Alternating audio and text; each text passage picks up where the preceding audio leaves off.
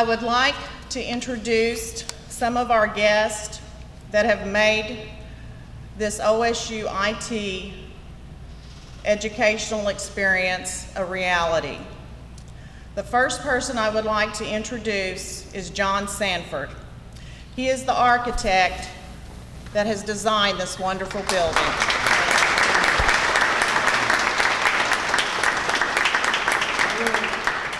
I really have to say that all the leadership and the visionary compliments really need to go to Dr. Clobbins. That's who really we ought to be patting on the back. Because a lot of you weren't involved in the planning process of this building, but he was at every meeting. And he had a lot of great leadership that he brought, and I think he's one that really should be congratulated more than anyone else.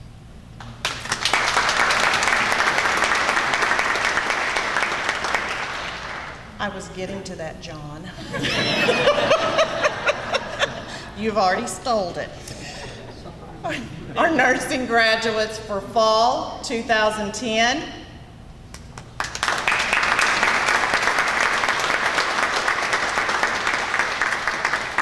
And our spring graduates 2012.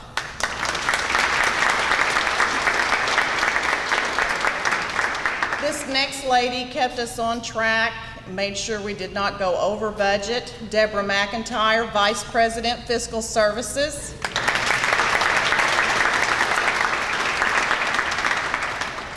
Nabholz Construction, Brian Travis, Caleb Rovenstein, they are at the back, y'all wave. We saw them a lot. Architectural Services at OSU Stillwater, Centennial Enterprises that had just recently placed our floor, Bud Abbott with Laerdal. Is he here? He's not here yet. When you tour our high fidelity simulators, you will get to see what Bud Abbott had helped us with. Our plant or physical operations crew, our landscaping and grounds crew, State Representative Jerry Shoemake,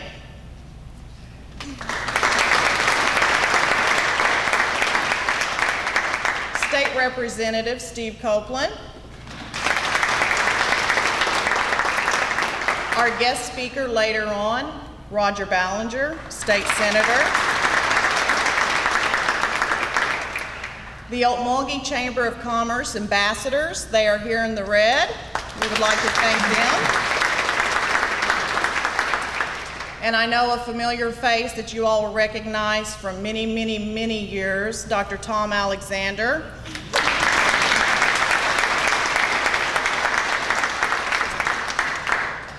Also, when you look at our display cases, they would not have been made possible without the donations from Kathy McKetta. She is the Chief Nursing Officer at Okmulgee Memorial Hospital.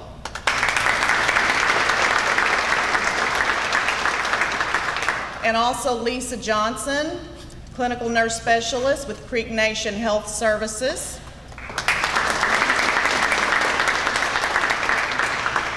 Now I would like to introduce the faculty and staff of the Nursing and Allied Health Division. I have Jennifer Block, the Program Director for Orthotics and Prosthetics.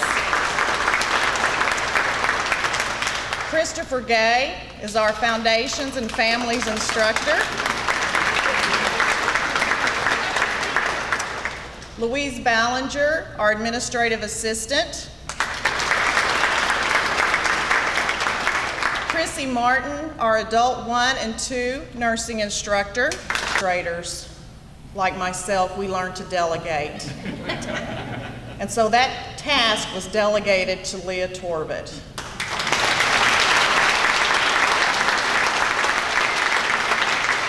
And Leah done a phenomenal job. So every time you go into one of these rooms, sit at this furniture, Leah picked every bit of this out. And we cannot thank her enough for her hard work that she put in and still continues to put in every day for this building. Would you like to say a few words? Sure.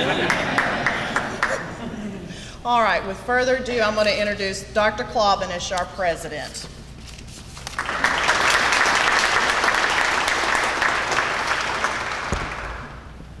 Thanks, Jana.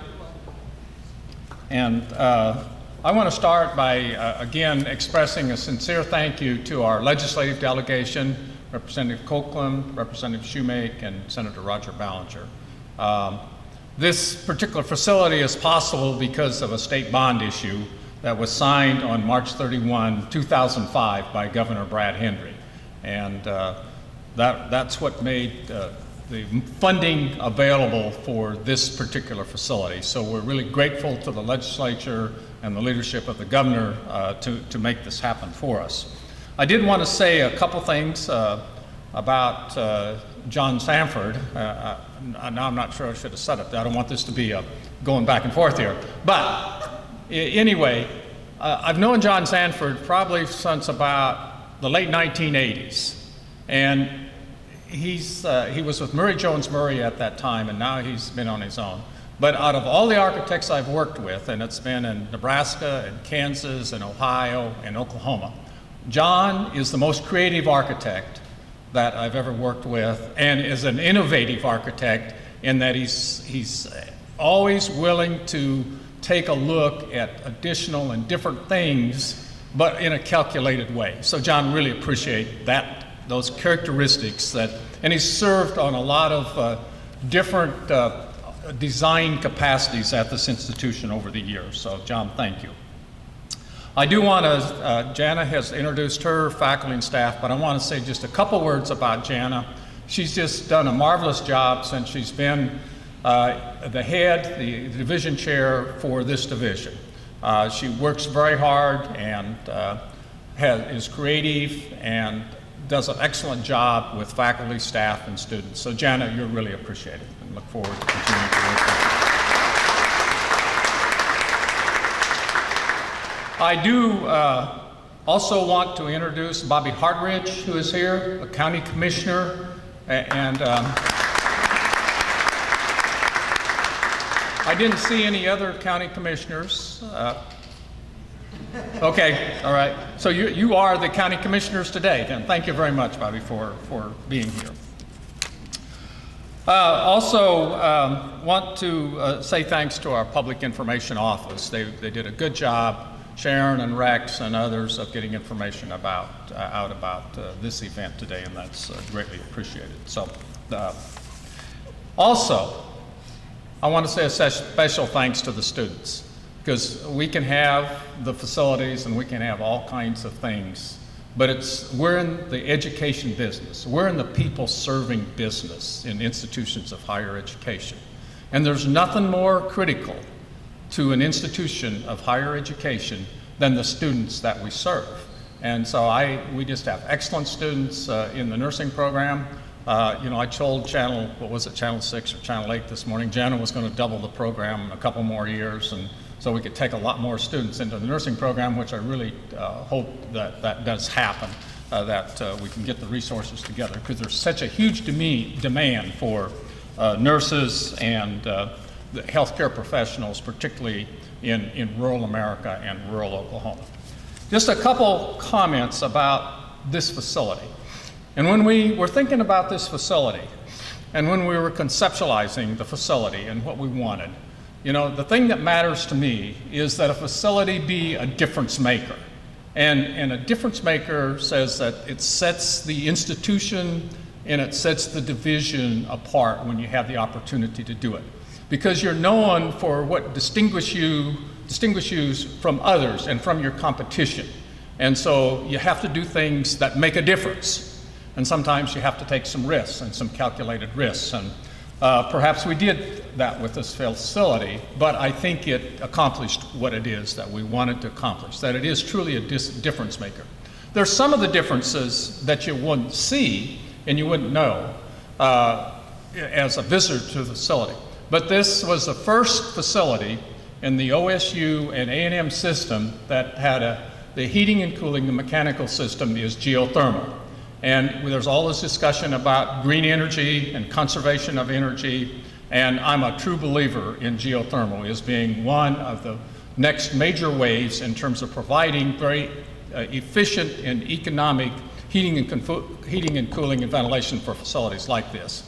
I'm not sure how many wells, we still have that debate, but I'll say about 54 wells are drilled around this building. Each well is 400 feet deep and has pipe going down and coming back up. And then there's about 3,500 linear feet of pipe underneath the pond out here. That is not used at this time. It would only be used in case of an emergency. But the payback, because it costs more to put geothermal in, but the payback is about 6 years on this, and then the rest is and if cost of energy went up significantly, it would probably be less than 6 years. So we're very pleased with that. And when John designed the roof on the back side, the slope of the roof is designed to accommodate photovoltaics. And so at some point, if solar photovoltaics becomes more economical in terms of what it can produce, that could be added fairly easily to this building, and again, reduce the demand for energy that we would have in other ways. So those are some things. The other thing we wanted in the facility, because I believe that education for students and faculty and staff ought to be fun, and it ought to be enjoyable, and it ought to be comfortable. And so you have to design facilities that respond to those and accommodate those kinds of things. There's no inconsistency in learning between rigor and having fun in terms of high expectations and enjoying what you do. In fact, I think if you enjoy what you do, you can have high academic rigor and you'll get better outcomes than if you don't. And so part of what we wanted to do in this facility was to meet that, and that it have a spirited place for the students. And I feel like we've accomplished that, and as Leah and others take you on a tour this afternoon in the student lounge, because the nursing students spend a lot of time in this facility, as do the faculty and staff. And so we wanted to create those kinds of things. The other thing is the facility is expandable. We want to be able to add, because of the cost at the time we took bids for this facility, we had to cut about 10,000 square feet out. But we can add, going down this wing, we can add 25 to 35,000 square feet of space to this facility without a lot of additional infrastructure. And infrastructure in terms of your sanitary sewer and your water and all of that is very expensive. So we've got that in place, so the facility is expandable. So those are the things that we wanted to accomplish in this. Finally, just close on this.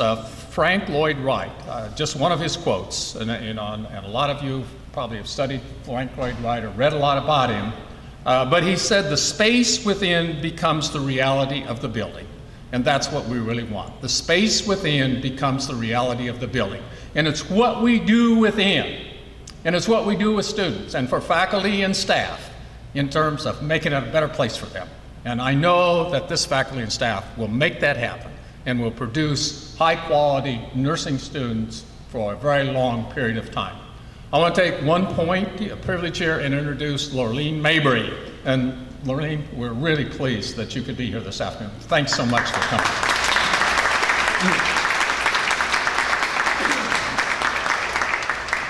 Now I want to introduce the student speaker, Heather Arrington. You ready? Heather is a 2000. Yeah, that's right. A 2000 graduate of Morris High School. She's an excellent academic student and is a superior student in clinical part of their training at the nursing program. And we are proud of her and know that she will do well when she enters the field of nursing, and we're proud that she's from Morris High School, because one of the things we want to provide our students for rural Oklahoma. And so Heather said she had a 15-minute speech, and so she is ready.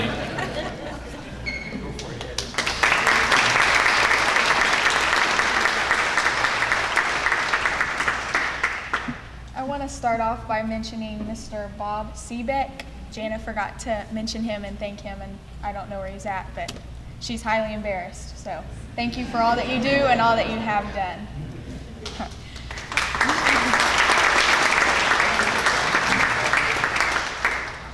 My name is Heather Arrington.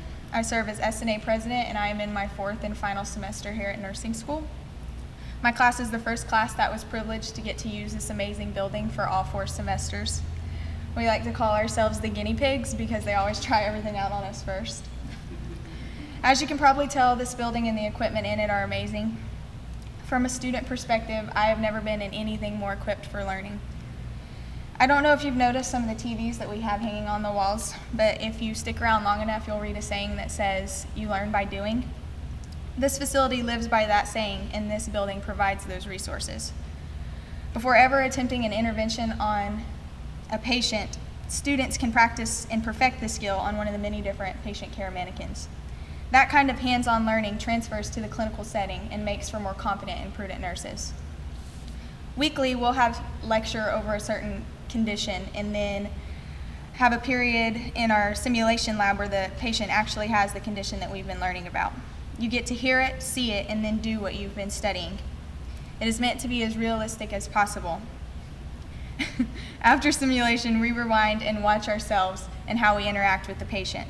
Appropriate interventions are praised, and negative or incorrect actions are corrected. Watching yourself really makes you aware of how you interact with the patient. Negative actions are more likely to never be repeated. It really challenges your critical thinking and your decision-making skills. It also makes you more comfortable in the clinical setting because you feel more equipped to act because it's a situation that you have already encountered. This building is exceptional, but what really makes this program special is the students and the faculty. My classmates and I, before every test, meet at someone's house and have a study group and compare notes. I have never experienced a group of people working harder together for a common goal. I also feel as if each and every one of my instructors care about me personally and would go out of their way to aid me in any way possible. I feel comfortable enough to ask any question at any time, and I know that I will get an answer. I can recall numerous occasions where a teacher meets with me individually on their own time to guide me with my assessment and my patient skills. The clinical experience they incorporate into their teaching better prepares me for situations in the hospital setting. There's only so much that you can learn from a book, and the additional awareness makes you even more prepared for what is to come. I feel very privileged to be a part of this program and to learn in an environment that not many others are offered. These last 4 semesters have been by far the hardest of my life, but have been worth every second. I'm confident in my patient care and feel equipped with the skills and the knowledge needed every time I walk into the hospital setting. Thank you, guys.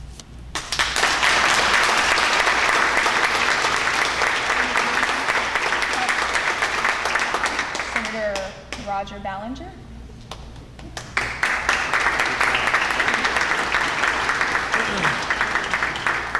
That's a tough act to follow, following Dr. Bob and following that fine speech by our student, but I'll do the best I can and try to keep it short.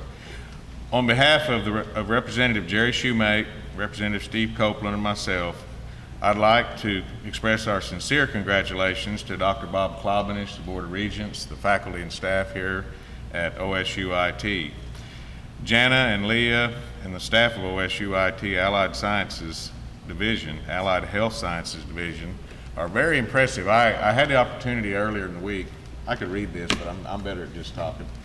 I came out on Tuesday and wanted to tour the building, and they had asked me to come up and make a few comments. And I was in for the surprise of my life when they began to show me all the thought process and all the design features that made this more than just a training facility for medical students. I was very impressed when they showed me the computer lab and the area they had designed for students to interact and to network together and to do the things that they might do outside the classroom as a group and pull them closer together and help them to do better in the lab situation. I really appreciate that theme of you learn more by doing than you do by listening. And as they showed me all the different parts of the building, I began to appreciate the architect and the construction company and all the people who contributed to the exceptionally unique learning situation that we have here today. And we looked at the staff lounge and the student lounge and all the different aspects of it, and it's about the most warm facility I've ever been in for an exercise in learning. And through the donation, I believe the Beerson Foundation donated all the simulators that you'll see later today in your tours of the facility. I was exceptionally impressed with SimMan 3G, and Harvey. And Harvey you would think would be the most high-tech, but much to my surprise, the SimMan 3G is laying in a hospital bed back there. blinking his eyes with an expression of hope and expectation for some kind of recovery. And I was amazed at how much he resembled Representative Copeland. That's all I could think about.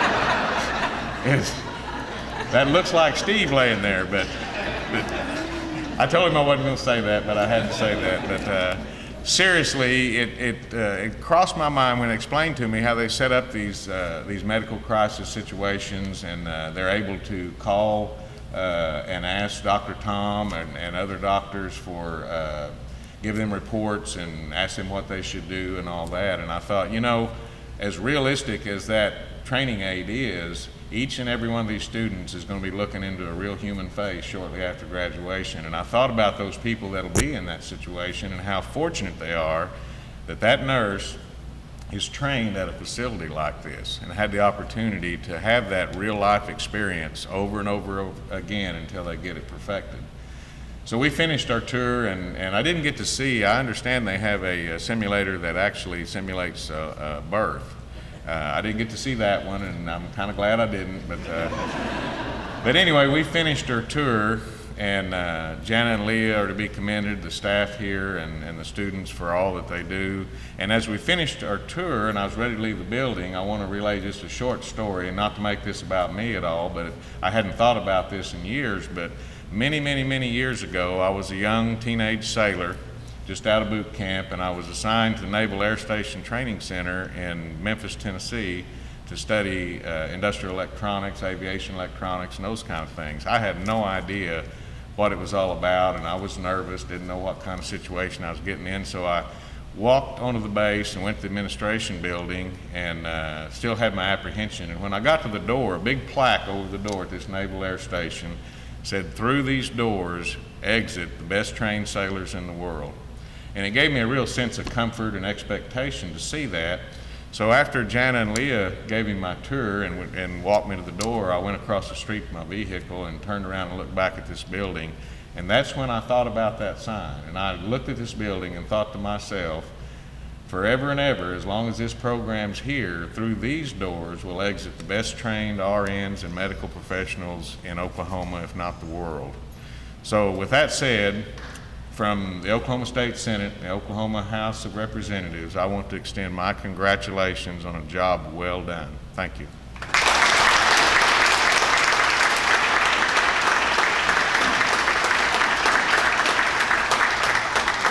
Well, when Janet asked me if I wanted to speak earlier, I said no, but those of you who know me know I cannot pass up the opportunity to stand behind a microphone. So we had a couple of people that we also forgot to thank, and I'm not for sure there's anyone here from the Viersen Foundation, but they might have slipped in. The Sam Viersen Foundation, Family Foundation, over the course of the last 2.5 years have donated to our program almost $500,000. Just an absolute, it was the difference in us being an average program and us being an exceptional program. And so almost every piece of equipment that you see in the two labs were purchased with those monies. And so we're so very grateful to them. Even if they're not here, we still wanted to say their name. Also, I know that Heather did mention Bob Seebeck, and I'm going to do this for Jana and I, but Bob is hiding in the little alcove out there. And so I'm going to ask Bob to poke his head in there with Billy. Sorry, Bob. But Bob Seebeck.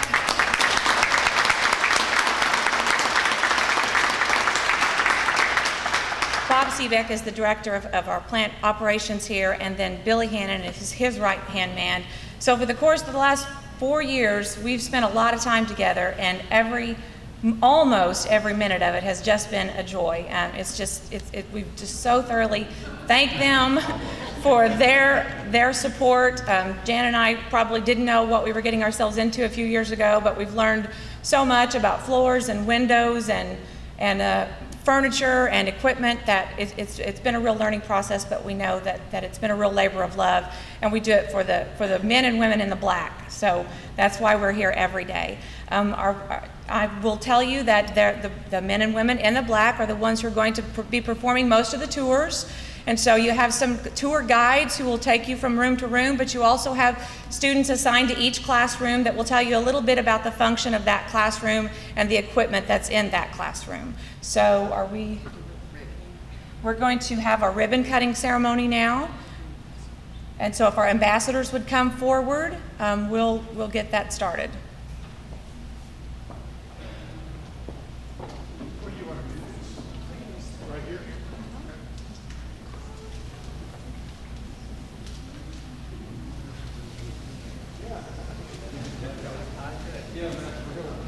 Have you guys come up here.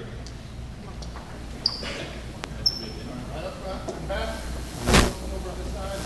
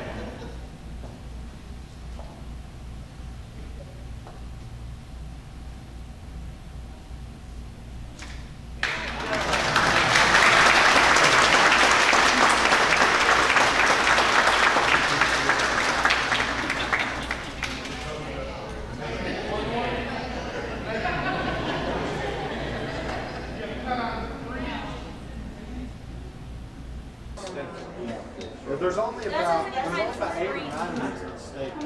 Wow. And you're one of the third to see it. I was in intensive care, so I learned how to read the blood pressure. Harvey over here, the heart rate, and the blood oxygen, blood oxygen saturation. I just watched to see how it's doing. Yeah. I tried to stay as long as I could. I tried to stay a long time because that nurse was really pretty. I didn't leave. I was going to pound myself and cry. He'll cry. I'm not joking. That's a beautiful woman. I thought it was an angel. I see you on there. Thank you. 79 is 60.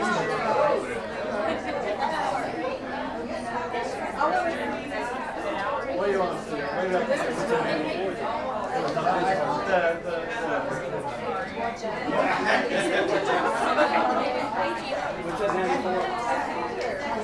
That's the mean arterial pressure. That's telling you how well your heart is pumping. Actually, a certain number to be able to keep the blood throughout the entire body. So They'll be in the mirror right here behind you in the room. They'll be checking you out with a 360-degree camera right there and a camera up here and recording. So afterwards you can look at, watch it and see where it's messed up, where you did, and learn from that. This guy, they actually we have a family member right here of one of the other students. We dress them up, costume, everything, and try to get it as real as possible. It's incredible, it really is. He looks scared. His eye looks like he's scared.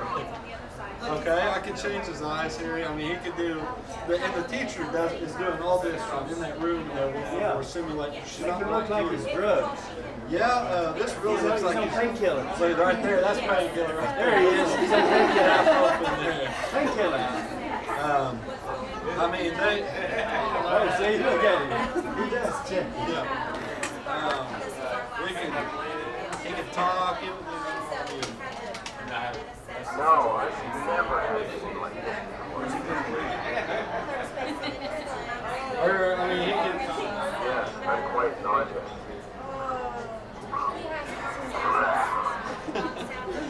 There's some lobbying going on there. But he has all the real lung sounds, heart sounds, valve sounds, all the pulses from the temporal all the way down to the pedal pulses. He's correct. You can interchange those. Yeah, yeah, and start catheters, you can do it all. He reacts to medication. When you insert it into his IV, it's really, it's incredible. It really is. It's neat.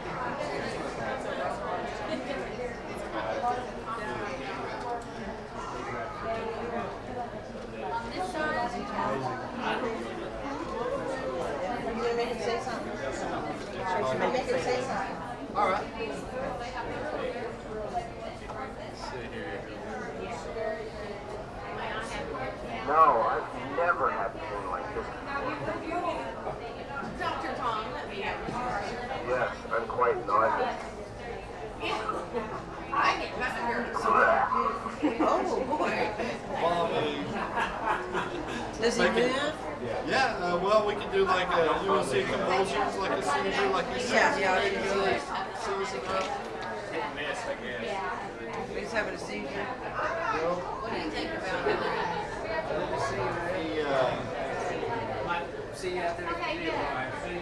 See his breathing. He actually has real respiratory sounds, heart and lung sounds. You can feel the actual pulses. I mean, you can palpate the different, like, Does he have a radio? yeah. He's just,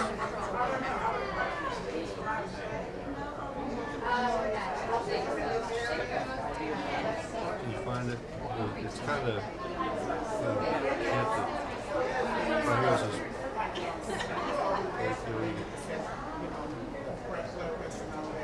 Well, for crying out loud, you can feel it. temporal, carotid, yeah, all the way down to the fetal pulses. Yeah, That's absolutely. when I was in school. This is so great. All right, congratulations on your new toy. That's pretty cool. And there's only about 8 different schools in the state that have 8 programs that have free G-Man. Can you tell us how many different diagnoses that you can do? Hundreds. I mean, I'm sure hundreds of symptoms, but as far as actual diagnosis, can he? You know, And like you have hepatic encephalopathy or? well, I really, I don't, you know, I'm not too, I just kind of got thrown on this thing last week and asked to talk about it, so